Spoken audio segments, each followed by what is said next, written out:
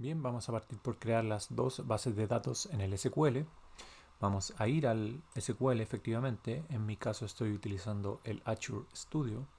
Vamos a crear una nueva query y con el script que ustedes van a tener que yo les voy a dejar en la descripción del video. Bien, vamos a copiar aquí primero el script para crear la base de datos people. Bien, vamos a correr este script y vamos a verificar que se creó correctamente la base de datos. Vamos a hacer lo mismo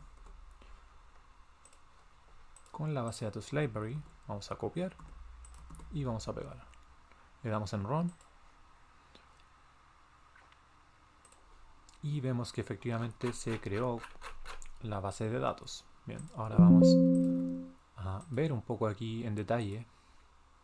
Vamos a refrescar las bases de nuestro servidor local. Vamos a ver primero la base de datos library. Bien, vamos aquí a ver cómo está conformada. Bien, aquí esperamos un poco y vemos que tiene solamente una tabla llamada books. Bien, esta tabla va a contener 6 registros y las columnas son ID, Name, Publish y el ID del autor, Author ID. Este dato va a ser el dato que vamos a tener en común con la otra base de datos para obtener la información del autor de este libro específicamente. Bien. Luego tenemos en nuestros procedimientos, ya que vamos a estar utilizando procedimientos almacenados, que está creado de la siguiente manera. Bien, se le pasa un ID, nosotros le vamos a enviar un ID en la programación, en el código, y vamos a ejecutar este procedimiento almacenado para obtener el libro efectivamente.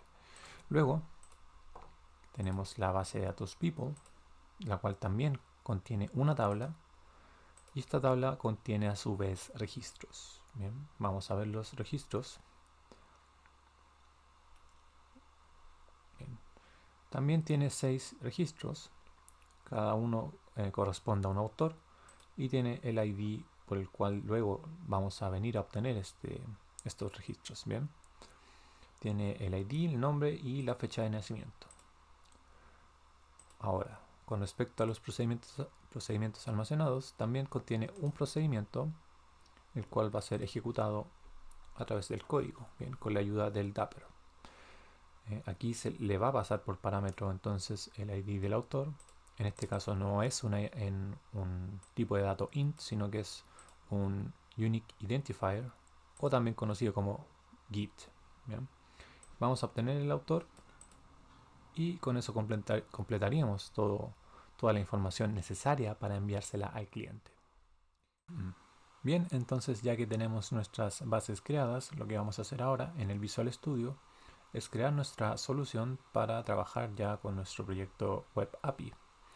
Bien, entonces lo que vamos a hacer en el menú File, vamos a crear un nuevo proyecto. Va a ser un tipo ASP.NET o ASP.NET Core Web API. Le damos en Next y aquí la vamos a nombrar como Dapper. Dapper API va a ser el nombre de la solución y el proyecto principal. Bien, vamos a darle en Next. La configuración va a permanecer tal cual. Bien, no vamos a cambiar nada. Vamos a utilizar un framework.NET 8 y le damos en crear. Bien, aquí esperamos a que se cree la solución y ya la tenemos lista. Bien, entonces vamos a continuar creando nuestra estructura. Bien, ya tenemos la solución, tenemos ahora nuestro proyecto Web API. Vamos a crear los otros 3 proyectos. Bien, entonces aquí vamos a agregar un nuevo proyecto y va a ser una librería de clases. Bien, class library, le llamaremos data al primero, next, crear. Bien, aquí siempre nos va a crear una clase por defecto. En este caso, como no nos interesa aún programar, vamos a borrar esa clase que viene por defecto en los proyectos de librería de clases. Bien, entonces vamos a continuar. Nuevo proyecto, librería de clases. Le llamaremos a este domain .NET 8 y crear. También vamos a borrar esta clase.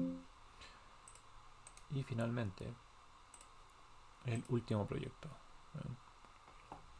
Le damos en Next, librería de clases, y este se llamará Repository. Bien, le damos en Next y crear. Bien. Entonces ya tenemos nuestra estructura con la cual vamos a estar trabajando durante los siguientes videos. Y dejamos este video hasta aquí, continuamos en la tercera parte.